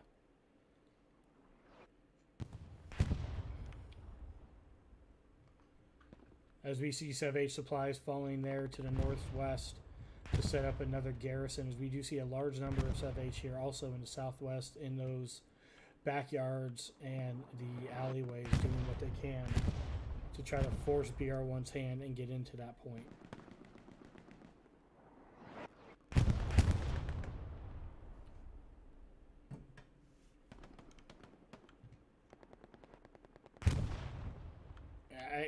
What I'm not seeing right now is BR1 assaulting forces pushing off the point. It looks like this may just end up being an all-out battle for the midpoint, and BR1 might be just going for that 3-2. We will see if they try to drop an airhead or something down the back of Rudo Haras to try to force the issue and pull some assets off, which I do believe is what they need to do. If BR1 does not put pressure on that back cap, SEVH is going to be able to push their entire force through to midpoint and just keep that pressure on. So BR1 is going to have to do something. BR1 is going to have to do something to get the pressure off of their defense and put the pressure on SEVH. And SEVH just needs to keep doing what they're doing. They just need to keep the pressure on BR1, which is forcing those assets to stay. What I'm kind of curious to see if one of these flex squads is going to break off and make a mad dash to the point, just to get some cap pressure, just to force somebody to pull back. Yeah, I'm right there with you. It's going to be really interesting to see what happens as we come back here and look at the point. There are no SEVH defenders anywhere near the point. If BR1 is able to get something back here, even just one squad leader and a supply drop, they would be able to come in and cap that pretty easily, but we will see what happens. As we do have the recon squad moving up along this flank, trying to possibly feel out what type of defenses are going on there.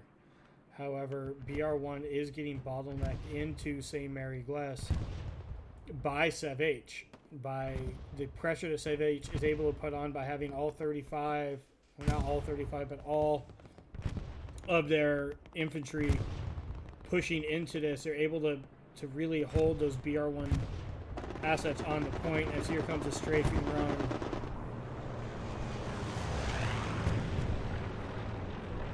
So we will see what BR1 decides to do, but SEVH doing a fantastic job of holding BR1 resources here, as we do have yet another piece of SEVH armor. Another heavy piece right there, two-manned at that crossroads. The big problem with two-manning a heavy piece of armor like that is you're going to have to keep switching back and forth between driver and spotter, because if you're not paying attention, somebody can get in your blind side, and all it takes is a moment to put a satchel in the spot that somebody's not easily able to locate.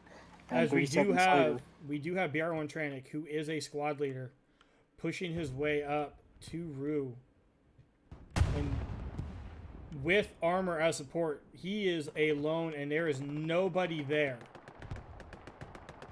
As we see the Bilbo and Zing gets taken out, but Bilbo takes out that other member of SEVH, and now it is quite literally an open run to Rue for BR1, as I am seeing if there is a garrison down.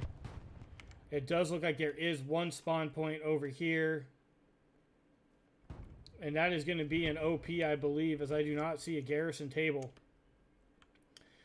So if BR1 is able to, if Tranik is able to get an OP down anytime soon and get his squad to spawn on him, as Tranik alone was able to, and the Bilbo was able to put a contest up, and there we go, there's some defense spawning in there for SEVH.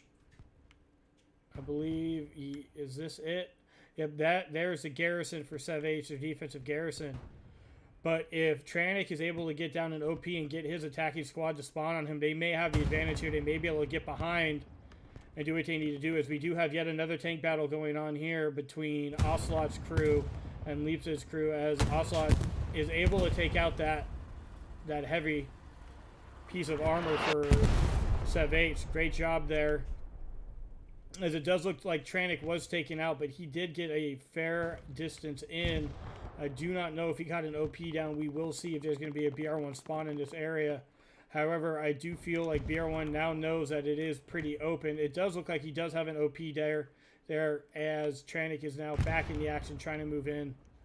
So if BR1 can capitalize on this, as we do see some squad here pushing out,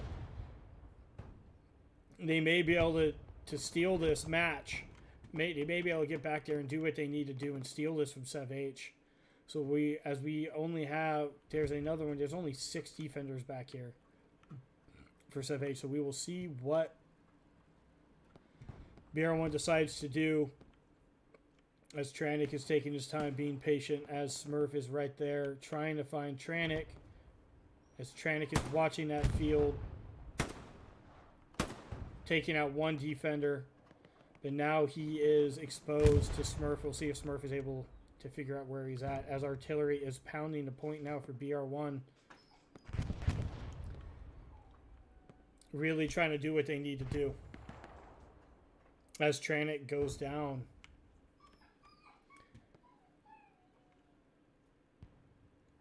So we will, I mean, BR1 has an opening. We'll see if they're able to exploit it, as we do see some spawns going on there in the north. We're going to come back to town here as we see SEVH moving in from the east side as well. But BR1 defense very well spread out, hunting OPs, hunting Garys, really pushing SEVH out of town.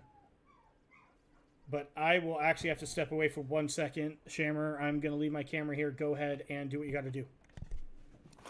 As you guys can see, BR1's got a tight grip on this church right now.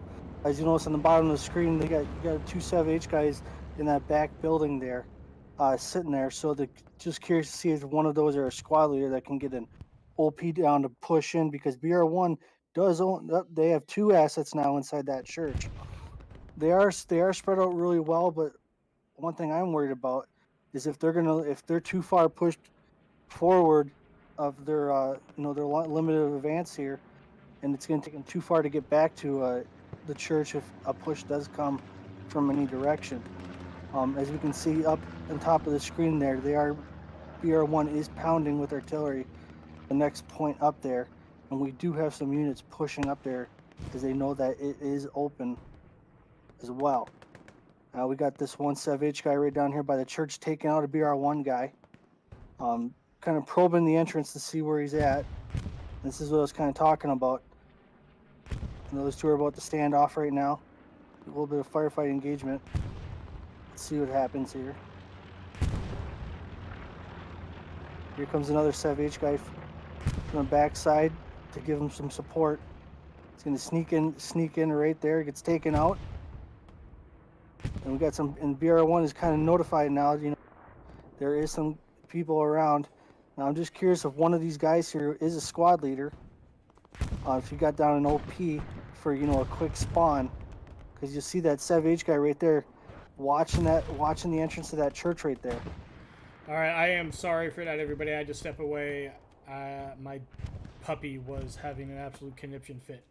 So we are back now with the camera moving. Shammer, thank you for filling in. Great job there. As we can see now, BR1 has taken their flex squad or assault squad off of point, but that did open there for just a second. SEVH started capping Sainte-Mère-Église, but BR1 is able to reverse that.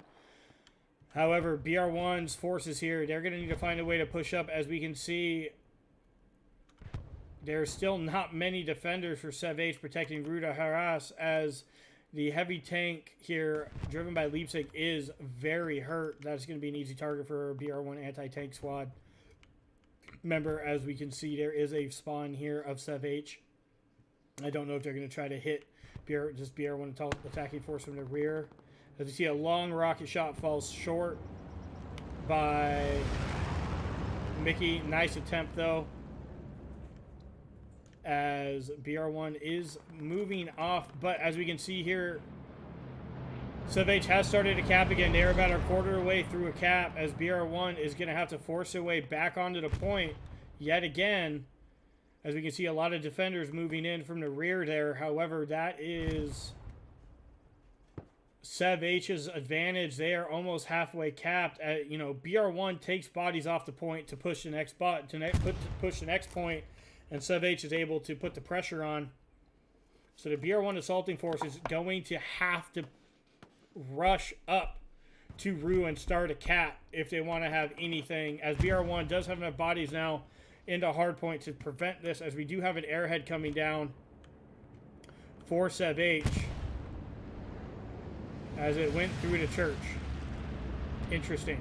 And here comes a bombing run from SEVH, taking out a couple BR1 defenders.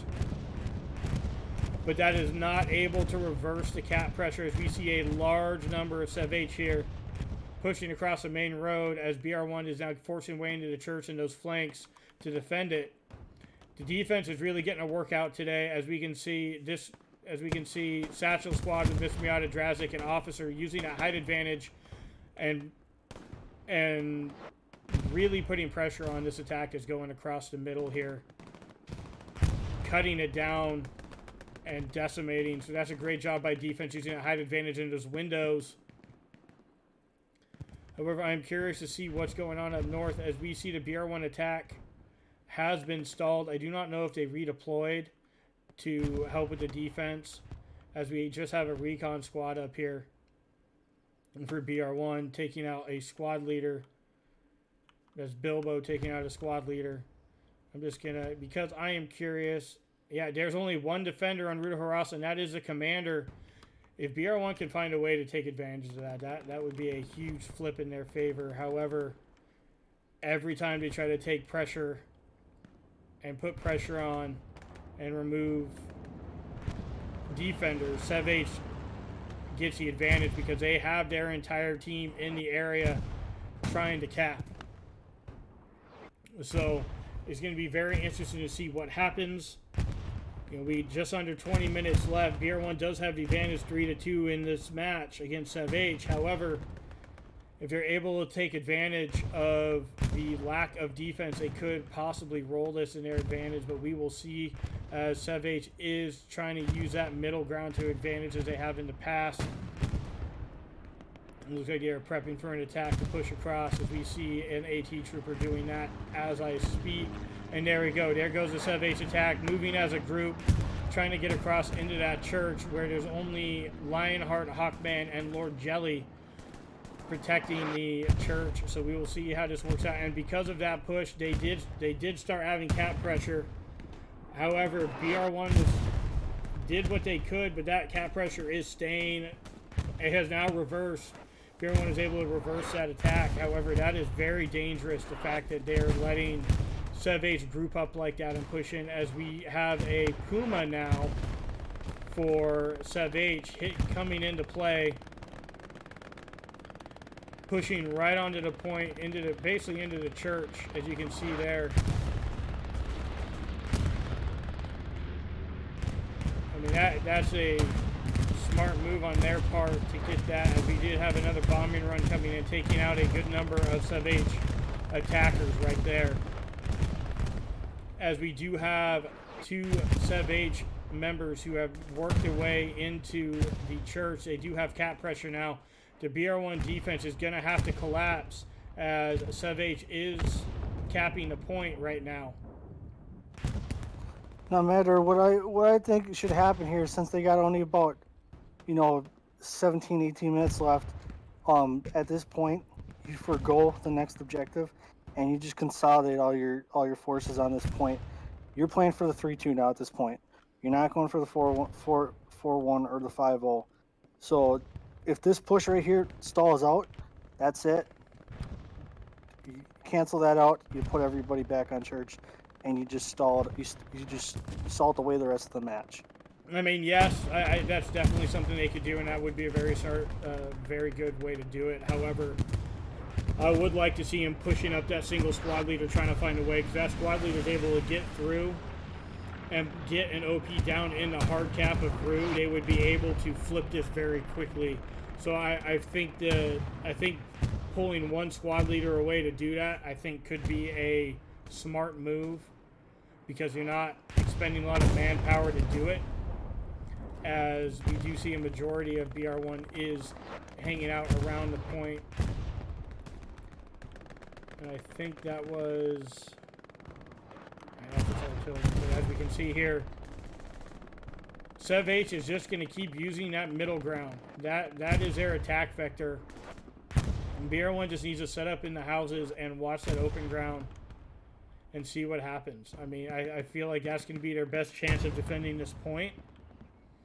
And that's just what they've got to do. SEVH is really selling out, trying to cross that opening.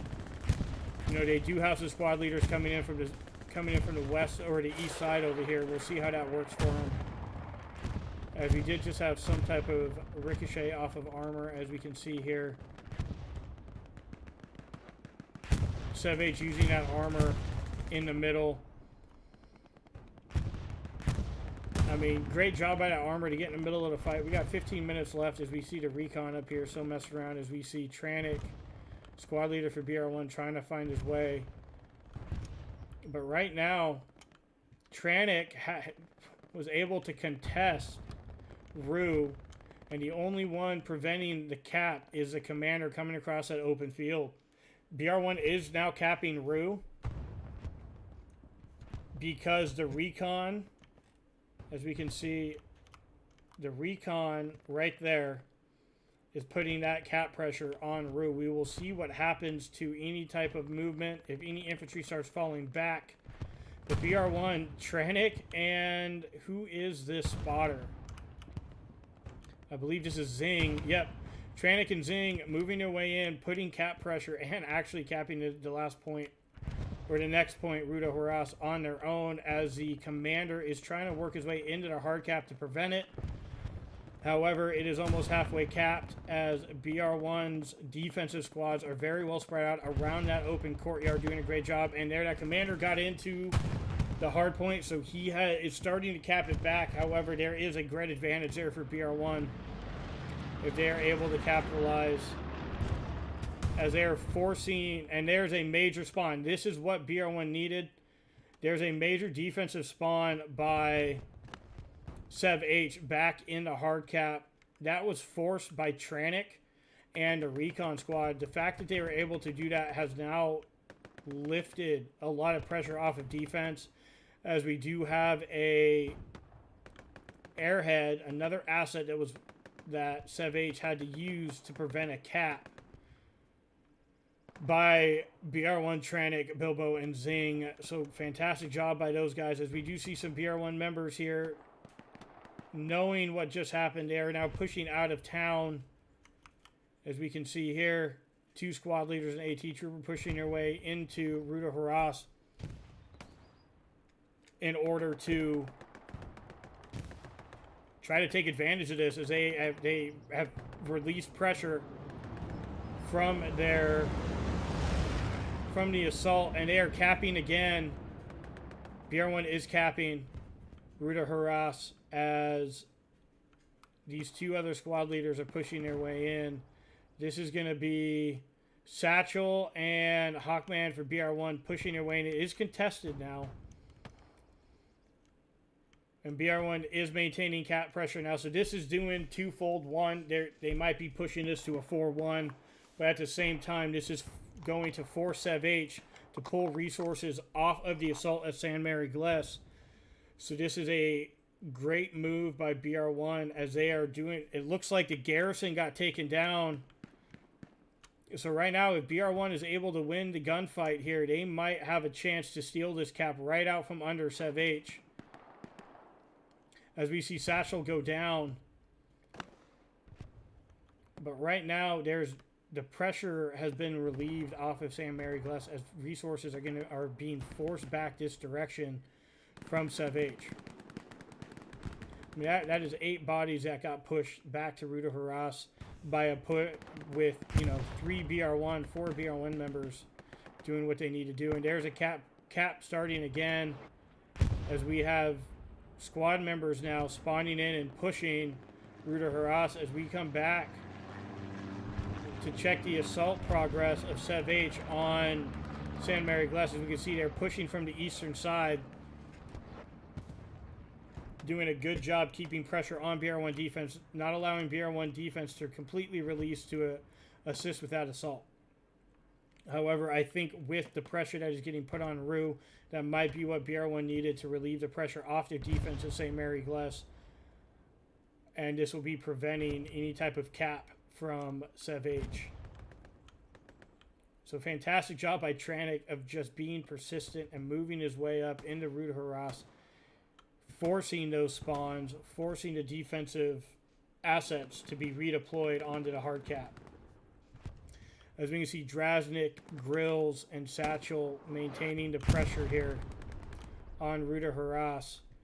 As we see Murph, Pencil, Bizarre, and Bill for SEVH coming in. And we also see Renaham and A. Brazil doing a good job of spreading out on this point.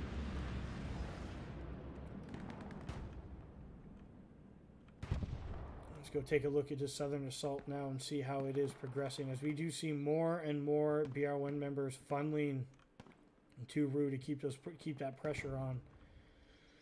As we see, SEVH has changed their attack vector yet again. They are now attacking from the west. We're at 10 minutes now. Remember, to start a full cap, it takes 2 minutes and hell let loose. So SEVH has 8.5 minutes. They have started to cap, however, and BR1 was able to turn that around on them.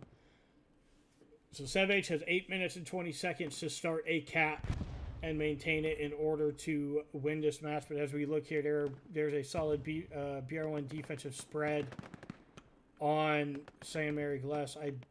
I believe it's going to be very hard for SEVH without those defensive members that are now back en route to push their way through this and dislodge the BR1 defense.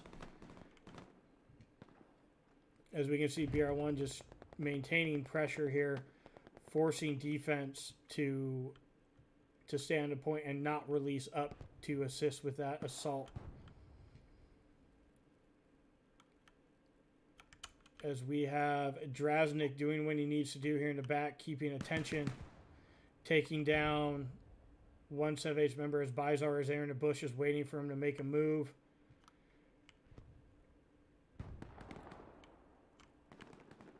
As we do have a spawn in the back here by BR1 as Bizarre goes down to either Satchel or Draz. Mr. Miata spawns in as well. Renham takes down Satchel. And he's moving towards where that OP is. We'll see if Miata is able to take him out before he takes that OP down. Miata goes down. It looks like they're going to be able to take out that OP and prevent any further spawns by BR1 as Drasnik is doing quite a bit of work with that MG before he gets taken down. And we do have CPAC moving his way into the point as well. As we see a big spawn from BR1 over here on the northern part of Sainte-Mère-Église to counter this northern assault by SEVH.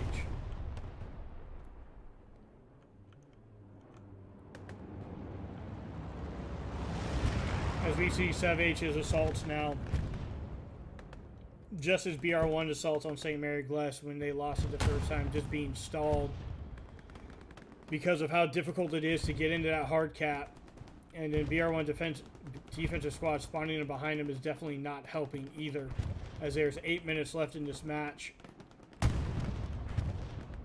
As we see BR1, Ehan, Hawkman, these were these assaulting squad leaders earlier. It looks like they are now collapsing down on the point with just under 8 minutes left. So SEVH now has 5 minutes and 45 seconds to start a cap. BR1 defense collapsing on the point. Looks like they're going to be going for that 3-2, Shammer. Yeah, as I said earlier on, BR1 last two matches got that probing force out there, was able to draw all those assets away and relieve that attacking force and the defending force. I'm kind of thinking right now that if it stands as is, that's going to be the key to the game for Tranic is going to be the MVP, because he's the one that forced that cap pressure and caused literally 12 guys to spawn versus him, and pulled all those assets away from the attacking SEVH forces. Yeah, that was a huge move by Tranich, getting up there and putting that pressure on and forcing that full 2-squad spawn on defense. As we see the BR1 defense as well doing a great job of stalling that attack, as we do have another piece of SEVH heavy armor sitting back there on the road, doing what it can to support its forces moving across.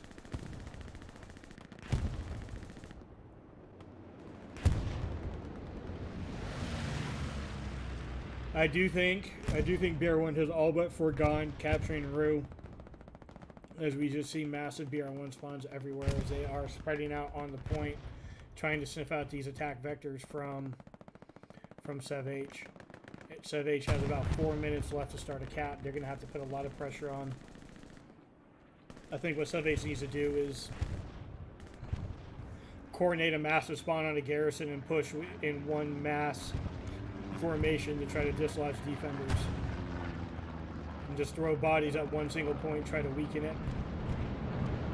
And I'm hoping what happens is that artillery does not stop firing where it has been, because I don't want it to see it readjust, because our artillery has been keeping SEVH at bay from using a vector coming straight through the openings pretty much these last 10-15 minutes. Yeah, BR1 artillery has been hammering that opening, that open ground, that plaza the entire time here as BR1's been defending the second go around, as we see another SEVH airhead coming down right onto church, as we do have some SEVH members who have worked their way into the church. As we have I'm Mr. Z and HQ, Grandiero, and Dutrina pushing into the church, putting pressure on the BR1 defenders in there, as there is just under 5 minutes to play. As there was a giant explosion, I believe that is a satchel that took out everybody in the church, and now I'm Zed and Lanzar are moving into the church to fill that gap. As we do have 2 pieces of SEVH armor out, as SEVH has started to cap, as BR1 is trying to get into the church, and Seagreen gets taken out there as we see the squad following up. But SEVH has started to cap with 4 minutes left, and this is going to be an all-out slugfest trying to get bodies in here, with SEVH having the advantage of having 2 armor pieces in the area. BR1 is going to have to really push everything in now to prevent this cap from happening, as SEVH is about a third of the way done with the cap. And they're all pushing, like I said, from one direction. They're all hitting the northern side with 3 minutes and 45 seconds. SEVH still maintaining cap pressure and just flooding bodies into the hard cap there at the church. BR1 is going to have to get their forces in there, or SEVH is going to steal this from them with a large push that they just did, as they are halfway cap with 3.5 minutes left. As you can see, BR1 defense trying to move their way in with artillery hitting everywhere, but SEVH with the advantage as they are in covered, protected areas there, as they are about 2/3 of the cap with 3 minutes and 10 seconds left. BR1 is going to have to dislodge this and get all their bodies as close to this church on this hard cap as they can, as SEVH looks like they might be able to steal this match right out from under BR1. And here we go, BR1 has reversed it, and SEVH took it back. It is contested again, and now it's in BR1's favor, and it's back and forth. This is just a tug of war as bodies are dropping left and right. This is going to go down to the wire, as BR1 looks like Seagreen goes in and clears out the church. BR1 now flooding into the church. That is what BR1 needed to hold this, as they are now going to be able to flood bodies into a fortified position to hold this cap. BR1 is coming back. They are almost halfway capped, as we have more and more bodies forcing their way into this church for BR1. As we see SEVH there on the northern side frantically spawning and trying to cross that road, trying to get in there, trying to reverse it. They are able to for a second there, but BR1 now still maintaining cap pressure as they are over half, moving up to a 2/3. We have 2 minutes left. This is going to as we see all of BR1 right there in that part of the church and outside the church, just in that hard cap, bunkering down, trying to maintain everything that they can. As SEVH is spawning into those backyards, trying to push as many bodies as possible over and across that road to get into the church. But there's just so many BR1 defenders and bodies in that church. I don't think they're going to be able to do it. 1:40 left. BR1 almost has this fully capped. If they're able to fully cap this, it's going to spell the end of the match. CPAC goes down there as he is moving around. Grandiero still in that church, trying to keep it open as we see another squad pushing in for SEVH, coming in from the western side as there's a huge satchel there. Takes down a large number of SEVH assault. 1 minute left. Looks like BR1's going to secure this cap. If they secure it, it's all over, folks. And there they have it. BR1 has secured the cap with 1 minute left. It is all but over for SEVH. Great job by BR1 defense to spread in there. But that all-out assault by SEVH to get to force this down to the last couple minutes was quite impressive. As we do see SEVH not giving up. They are trying to force bodies on that hard cap. BR1 still trying to get more and more bodies in there. We got 44 seconds left as SEVH is just trying to shove everybody they can in there. Here comes another airhead for SEVH right down onto the point. We have 35 seconds left. SEVH is a quarter cap. BR1 is doing everything they can to keep them out of there. As we are in 30-second countdown, BR1 is maintaining the cap as we just see artillery pounding that spawn area. The BR1 artillery preventing any large spawns from coming up. 19 seconds. BR1 has almost got this fully capped. Great job by BR1 to respond to that, and great job for SEVH to be so tenacious as we are counting down 9, 8, 7, 6, 5 seconds left here at the very end as that artillery is just pounding everything around. And there it is. BR1 comes away with a nail-biter of a victory there. 3-2. Let's check out some of these scores as I scroll through. But great job by BR1 defense there to turn that last assault away. And great job by SEVH to push and pull that all-out attack there at the very end to try to flip it. Yeah, Matador. This is now the third straight time that BR1's had a match come down to the wire. It seems to be their MO. They get into slugfest right at the end, and they're finding ways to pull victories. I mean, but the thing that worries me is at what point is it going to come back to bite them? I agree. I mean, that's a tough one for BR1. It appears that their assaulting forces aren't being as effective as they could, but however, they were able to get Tranic up there to flip that. And in all honesty, like we said during the match, I do feel like that was the play of the game by Tranic to get up there and flip this on SEVH, forcing those 12 defenders back to that position. That made a huge play. That was a huge play and had a huge effect on the match. Yeah, and Tranic, comes out as the MVP for today's match. He made a great play, forced that commander back to the point, forced that huge spawn, and it gave instant relief to the BR1 defense. And after that, I think that was the main thing because it didn't allow SEVH to reorganize and main push back to the point. And from there on out, it was, off to the races. All right, well, we are, because of the way that ended, we are going to bring Half Royal up with us, the team captain, or one of the two team captains for BR1. Welcome in, Royal. That was a heck of a game. Oh yeah, that's what the APA is all about, man. I mean, I know you've been on artillery this entire tournament, and I know you're listening to comms. How hectic did things get right there at the end in the last 5 minutes when SEVH had that all-out assault and started capping the point? I gotta be honest, comms end up calming down a lot more towards the end of the game than they do halfway through. You look at our comms halfway through, when we're losing that midpoint, it gets real hectic. But right there at the end, when you had an all-out push from SEVH and they almost capped midpoint, everything was calm, cool, and collected. To a degree, I think you can always get the best comms, but each game comms improve a lot, and that was definitely a prime example. So, got to ask, Tranic pushing up. I don't know if you're hearing anything on comms, but he pushed up to Rue alone with the support of the recon of Bilbo and Zing and actually put that cap pressure on. I mean, from what we saw, that was a play of the game. Was that a pre-orchestrated move, or is that something that Tranich decided in that moment to push up and do what he can to try to put that pressure on the point? That wasn't pre-orchestrated. However, Trennick is extremely good at counting chevrons, and the minute he walked into that cap area and noticed that he was contesting with just his body, he instantly called in recon.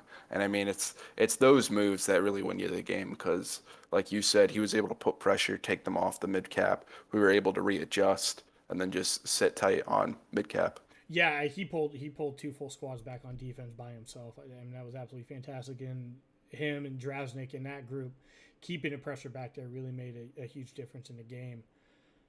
So there we go, 3-0 in the APA so far. We have FOCU next week.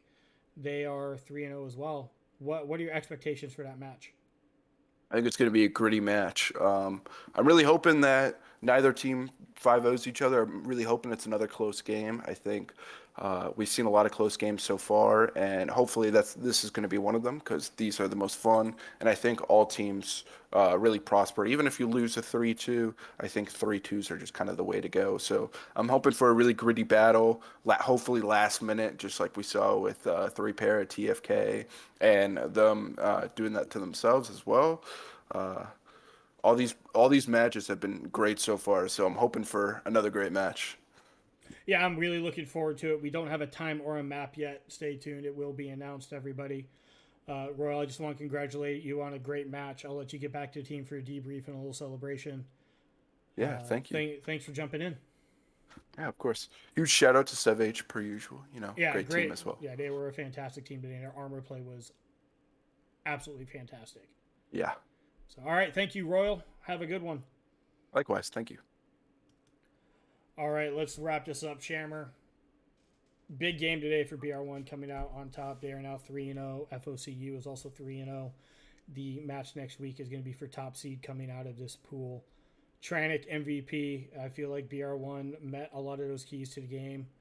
I do feel like SEVH won out on the armor side, as was kind of to be expected. The SEVH armor is very good, but BR1's flexibility on defense, I think, is what was able to pull them to the victory. Any final comments, Shammer? Yeah, if you would have noticed the last 10-15 minutes, you didn't see any allied armor. I'm almost wondering if squad, and that might have added a little bit extra to the defense there. They very well could have folded into one of the Fletcher defensive squads. Something to look out for in the future. All right, this is Matador and Shammer signing off for BR1 TV. Everybody stay tuned next week for the next round of the APA. Join the Discord, discord.gg/BR1 to take a look, see when that gets scheduled, and the possibility of Postscriptum Realism OP44 again. Thank you, everybody, for tuning in. Y'all have a great rest of your weekend.